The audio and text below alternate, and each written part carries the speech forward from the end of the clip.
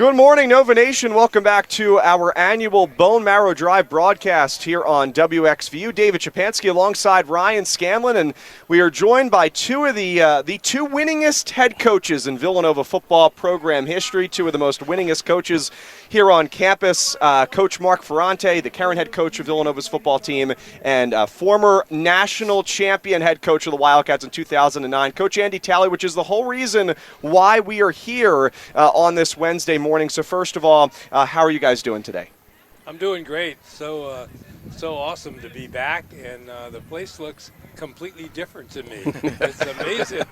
There's been a lot of work over the last 10 years since, Coach has been the head coach. But, David, good to have you here. We really appreciate you being here and covering this event for us. Obviously, it's something that Coach Talley started a long, long time ago, and it's been going strong ever since, not only here at Villanova but throughout the whole country. And this day, too, is just, it worked out so nicely for us. We're outside broadcasting today, and, of course, the drive, two places where you can sign up for the registry, get swabbed. It is in the Conley Center, the basement, near the Villanova room, just outside of the Villanova room in the tent, and also the lobby of Driscoll Hall, the home, of course, of the Fitzpatrick College of Nursing. So just want to give some more background here on the two guys who are so grateful to join us. So glad to have them here on the broadcast today. So Coach Talley won more than 250 games during his legendary head coaching career, spent 37 seasons overall, 32 years here at Villanova, compiled a career record of 258 wins to just 155 losses, including 230, 137, and one tie record. That's a 62% winning percentage in his 32 seasons with the Wildcats. He is the winningest head coach in Villanova football history. For Coach Ferrante, just completed his 9th season, led the Wildcats to the FCS semifinals for the first time since 2010. Again, the two winningest head coaches in Villanova football program history. So, Coach Talley, we're going to start with you. We ask you every season, of course, so great to have you back today.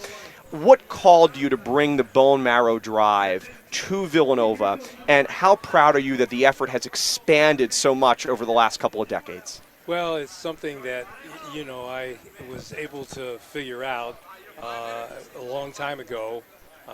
We talked about how we could help and, save lives, and it's a natural. It would just be a natural for us, and I'm just so excited that it's continuing to going. And, of course, Coach Ferrante has been terrific, always behind the scenes, making sure things are right. And, of course, now the exciting head coach at Villanova, doing great stuff.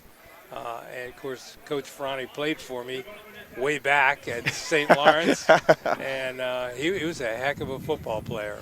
And it's just so exciting to come back to Villanova, see him here still running the show. So it's been wonderful, really. What was it like to play for Coach Talley? Well, Coach actually, as the head coach, coached the position because at St. Lawrence's Division III program, so the head coaches, you didn't have as many assistants, had to do everything. So Coach was not only my head coach, he was also my positional coach. So I had to go in and have meetings with him all the time. And,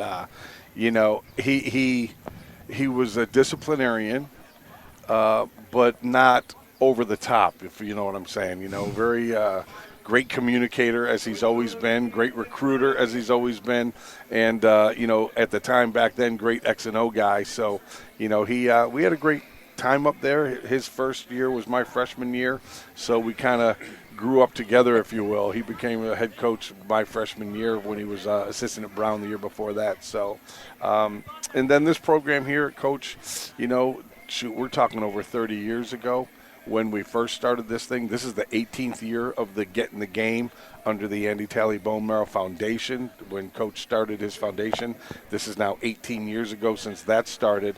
And the coach came in the office one day. What I remember, being an assistant for him at the time, Coach came in the office one day and said he's driving into work, and here's a announcement, a commercial on the radio saying,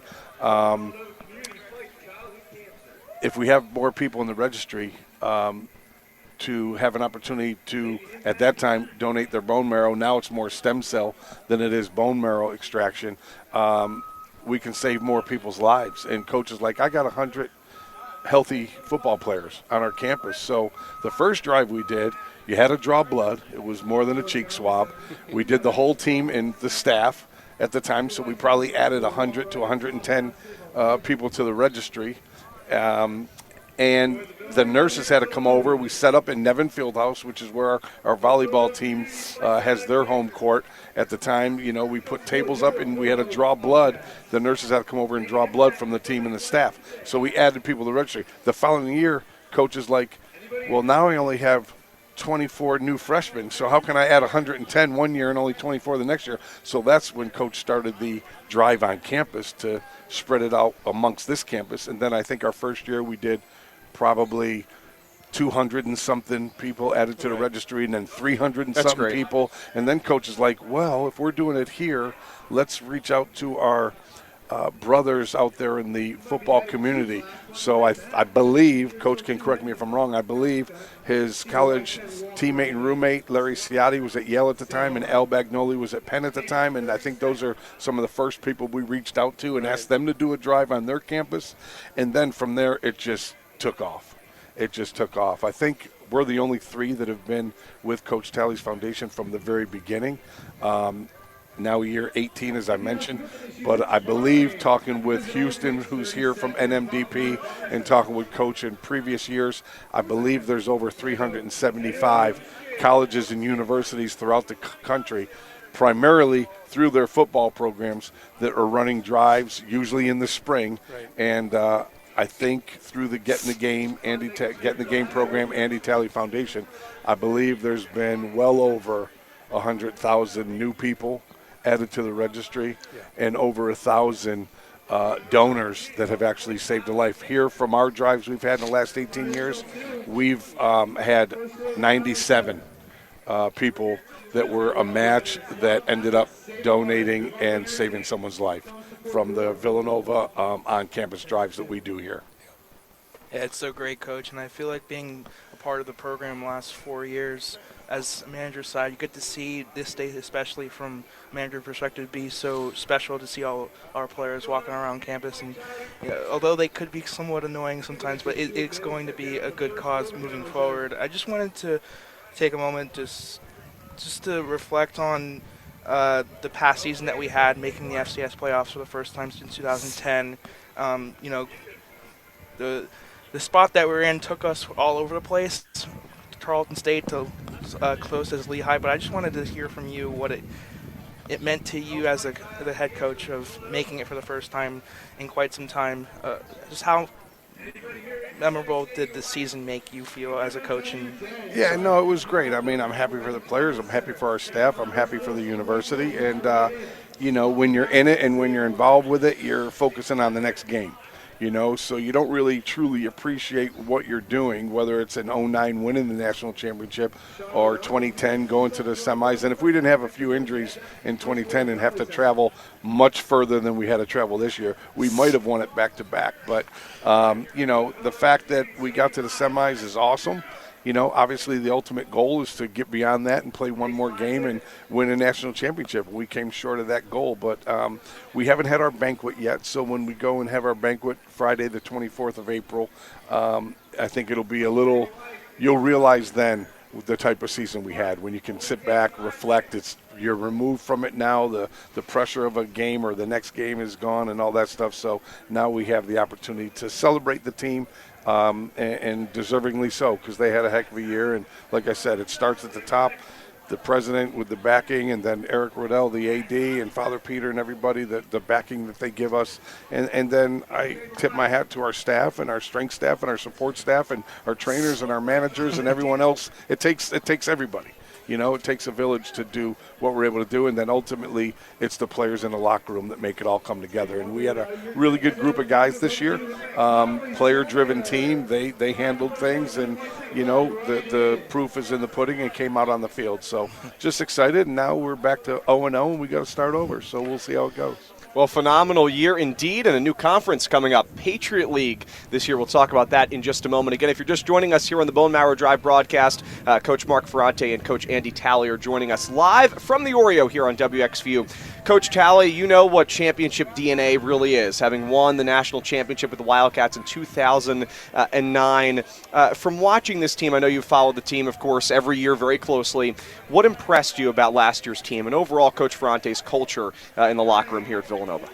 Well, knowing Coach Ferrante as I do, I know he's a tremendous motivator.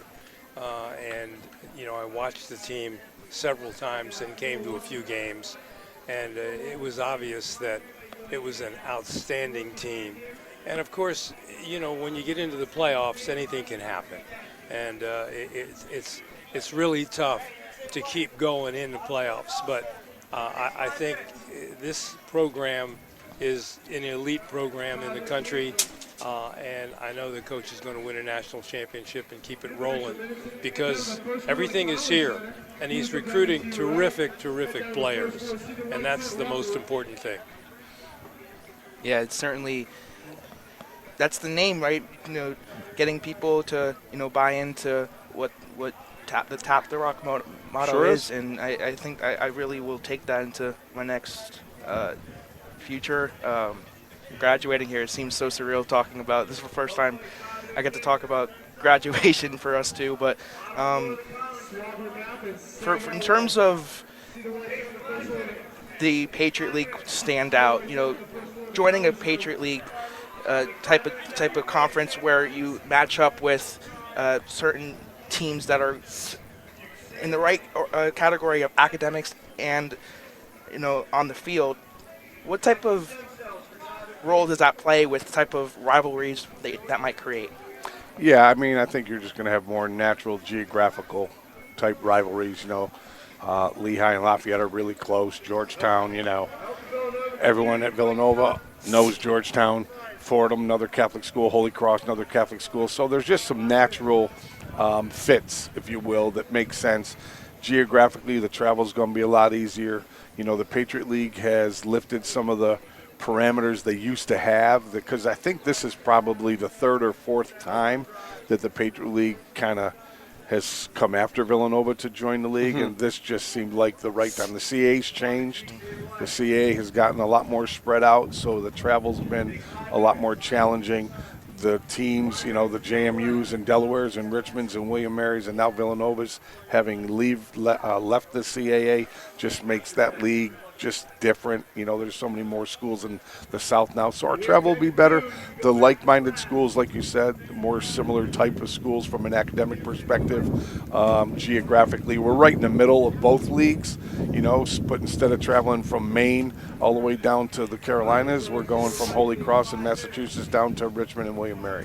So it'll make things easier for us from a travel perspective, and it'll probably help with two things. Number one, our attendance at home, because I think Lehigh, Lafayette, and those teams that are close will bring more people, and so our stadium will get a little more crowded. And then our fans that would like to travel, they're probably not coming to Maine or Elon or down to those schools, but they may get in the car and come and see us up at, Fordham. We have a lot of alumni up in New York. We have a lot of alumni down in D.C. when we play Georgetown.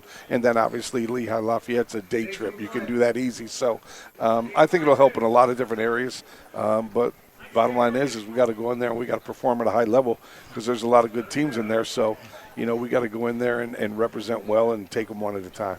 Well, I know it was a playoff game last year at Lehigh, but the crowd was absolutely outstanding in that game at Lehigh in the playoffs, and Villanova traveled very well. A lot of Lehigh fans there as well, and I think that just really highlights what the new rivalries can be created in the Patriot League. Coach, I also want to ask you, I know that in the Patriot League you're not allowed to have any grad transfers. How much has that hurt potentially the offseason for the Wildcats, or what has been the biggest challenge in terms of having to change a lot of your philosophy around recruiting? Well, that probably has been the biggest challenge, and the two biggest challenges were having a one portal window open for football and when they had it, January 2nd to January 16th. That didn't make much sense to me, because the colleges and universities throughout the country are on Christmas and semester vacation during that time. So to get guys great point. admitted and all that, and then the fact that we couldn't look at that pool of student athletes. That's going to cut your opportunities in half. So instead of having to look at the whole transfer portal, whether it be grads or undergrads, we could only look at undergrads. So the graduate school situation, I don't know if that's going to change. Most schools in the country are able to bring in grad transfers to their program. So I think if the Patriot League wants to have some type of national prominence and all that stuff, you want to get equitable with those teams that are doing those things. So we'll see where it goes. But that was probably the biggest challenge this year. Our season ended December 20th, which is probably it is the longest we ever played, because even when we won the national championship, there was only 16 teams back then. Our national championship game was December 18th, so there were no January games. So we went to December 20th, and then the portal opens a week and a half after that. So, and then not being able to look at grad transfers and cut your search in half. That was the most challenging part of the off season. Once you get past that, and once we came back to school in January, hey, focus on the guys you have, start getting your training going, start going with the strength staff, get your job done in the weight room, get your job done in the speed and conditioning aspect of things, and get ready for spring ball, and that's where we're at right now. Yeah, it seems the spring ball is our last week is starting. It's already our last practice is Friday. What does the sort of off season look after that when the guys are not really on a regular basis of scrapping it up at 8 o'clock in the morning, going in the weight room like you said, or just mentally in the PT room? What does that look like away from the field as we get towards spring ball to officially come to a close on Friday? Yeah, we finish up Friday night, and then they have the following week, really the following 2 weeks before finals start. School's going to be over shortly after that. You have a mandatory number of days off you have to give guys during the course of the whole year. So the weight room will be open, but more on a volunteer basis during those 2 weeks, those final 2 weeks of April, as they head into, the last week of school and then final exams. And then our guys get to, get out of here for a few weeks. The guys get to go home, and, the bulk of May is when they're away from here, depending on when their last final is, will determine how long of a break they have there. And then June 1 starts summer session number 1. So all of our upperclassmen will be returning, being back on campus and starting their summer 8-week phase of training with Coach Tuck and his staff over there in the weight room. Excuse me. And that starts June 1st and carries all the way through July, and then we report to camp after that. So they get a little bit of downtime, get back in the books. Not that they haven't been in the books, but put a little more emphasis on the final exams when they come up, and then get away from here and recharge a little bit, refresh, recharge, relax during the rest of the month of May before they come back in June and July. Coach, I know we mentioned it, when we had talked last week at one of the spring practices, but I think a lot of people are curious on the quarterback situation right now for the Wildcats. I know you had mentioned that there was a potential for Pat McQuaid to return with that waiver being sent, but also what has impressed you about guys like Rob Russo, but also Michael Benincasa and Nolan DeLucia? Yeah, if it's up to me, there's a chance of Pat returning, but I'm not on the NCAA committee, you know what I mean? So we'll see. I mean, waivers are waivers, and just try to do what you can. But guys are competing. Guys are competing. We have some guys that are out, so, some of our wideouts are out. So you got the quarterbacks, trying to get some timing with some of the other guys. And the effort's been great. The attitude's been great. Guys are putting in the work. Russo's doing a nice job. Nolan DeLucia, the incoming freshman who's here now, early enrollee, is doing a nice job. Benincasa, he's getting some reps in there and doing a good job. So, we're just trying to figure it all out. And it's hard because we have such few numbers, especially in spring, that we don't do a lot of live 11-on-11.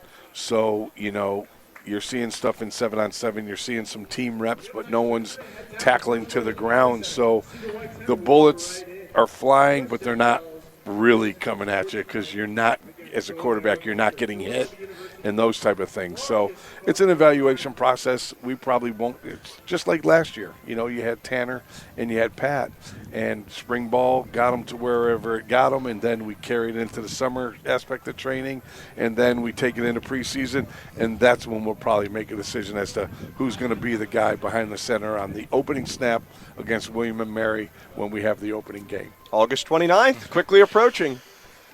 Yeah, it certainly, as when you think of those situations like that, and all these players, are probably, going to be the first 11 on William and Mary in August. What type of players that have been here in the past do you think that are going to make that biggest jump into next year? Yeah, it's hard to say. It's hard to say which guys. We got a group of guys that we already know what they can do. Guys that have played a lot of football for us, so they're practicing well and they're kind of getting everybody going in the right direction. And then you have some of the younger guys, and like Ugo Wotite, he's a guy who flashed a little bit last year as a defensive lineman. He could have a breakout year, guy like that. Jamie Tyson's been a really consistent guy for us, but, you look for him to take that next step and really have a breakout year. Tyler Womack, the freshman running back, last year he didn't get many opportunities because, we had 3 really good ones, but now with David Abbott leaving, and you still have Mason Ragland, but Mace has not been practicing this spring because he had a little thing going on with his thumb there that they had to repair. So Womack has shown some good things in practice. Ryan Sorge has had a really good spring. He's a wide receiver that hasn't been on the field a lot for us, but he's doing a lot this spring. And, there's just a number of guys. Omari Bursey was a young guy last year at linebacker. He's playing some middle linebacker for us right now with Hartzell graduating. So, you just have some guys that you're hoping everyone's getting a little better each and every practice. But there's some other guys that maybe aren't the household names, like Faye and McCullers on the right side of the line. And, Waylon was the center. Those guys everyone knows. Mace Ragland, like I already talked about. Capri Martin on the defensive line. Turner Inge and linebacker. Those are names that people know because they heard them over the course of the last couple seasons. So we'll see who fills in the voids for the Hartzels and all those guys that did graduate a year ago and move on with no more eligibility. So spring's going good, though. Spring's going well. We got 2 more, and hopefully they just continue to work and get better. Every day they just got to get a little bit better in whatever they're doing, and we talk about that all the time. Coach, over the last couple of years, as what usually happens, you lose members of your staff here and there. Nate Pagan received an opportunity with the Kansas City Chiefs. Have you named a new wide receiver coach, and what does the staff look like for this season? Yeah, Matt O'Connor was a former quarterback for us, and he worked with us last year, so we elevated Matty to the wide receiver position. So he is our new wide receiver coach. He's doing a great job. Young guy, former player. We have 3 former players on staff now. Chris Bowden, obviously, is on staff. He was an All-American quarterback for us from 96 to 2000, so Chris has been our offensive coordinator for a number of years now. But along with him, Forrest Ryan joined us a couple seasons ago. He's our linebacker coach, All-American linebacker, and now Matty O'Connor. So we have 3 guys that played for us here at Villanova that are now on our coaching staff, so that's kind of cool. It's awesome to see the former player come back, but also the alumni come to like you said, come to games and things like that, seeing them over the course of the years. But I just wanted to revert course to Coach Talley for a moment. I just wanted to, with the new transition to the Patriot League, do you have any favorite moments that you had in the CAA over the course of your time at Villanova? Well, I think it's a great opportunity for the league and for Villanova because now they're playing teams week in and week out that are academic in nature, and that's important to us because, all of the kids that played for Coach Ferrante and me all graduated, went on and became, sterling individuals, and that's important. So playing football here is a good thing, but the education is more important. So the league is great, and I think it's going to continue to be outstanding. And I want to ask both of you, as one of our final wrap-up questions, what is your message to those out there that are thinking about joining the registry that are maybe a little bit on the fence of if they want to join? Maybe they're a little worried about possible misconceptions that we'll talk about coming up with Dr. Carol Weingarten. But what would be your message to those that are thinking about joining the registry? Coach Talley, we'll start with you. Well, I think the registry is incredibly important because you have an opportunity to potentially save somebody's life. If you think about it, saving somebody's life is probably the single greatest thing that a person could ever do. It is. And this is an opportunity for anybody to be able to do that. So, hallelujah to that one. Yeah, no doubt. I mean, Coach, I know when he started this way back when, you know, and he actually asked our team at the time, you know, how many people here have either a relative or someone they know that has been affected by cancer? And whenever you ask that question, no matter where you are, just about every hand in the room will go up. So why not try to make a difference? And as Coach said, I mean, winning and losing football games are nothing compared to saving someone's life. You know, let's put things in perspective. Well said. So, you know, when you have an opportunity to save someone's life, especially if there's someone that you know or maybe in your family or someone that's close to you, wouldn't you jump at the chance to do that? And I've aged out now because coach's program has added so many people to the registry. It used to be 18 to 62 or something like that. Now they want 18 to 44-year-old people, just because the registry now has grown by the Get in the Game program and everything else. There's a ton of people that do it throughout the country. So you have a chance to save someone's life. How would you say no? Well, let's do it. Let's get to 100 saved lives here at Villanova, currently at 97 over the years. Again, this has really gone on here at Villanova for 3 decades in conjunction with the Andy Talley Foundation for the last 18 years here on Villanova's campus. Broadcasting live from the Oreo here on this Wednesday morning. I want to thank Coach Talley, Coach Ferrante, again, 2 of the most winningest coaches in Villanova athletics history, but especially with the football program. Thank you, guys. Thanks for having pleasure. us, David. Thanks for having us. And good luck in the next campaign. First season with the Patriot League. We'll take a break here on WXVU. When we come back, we have 2 very special guests joining us. Villanova football quarterback Michael Benincasa and Villanova women's rowing member Emmy Stanton, who's going to join us. Both Emmy and Michael have contributed at saving lives here at Villanova. We'll take a break here on WXVU and be back after this.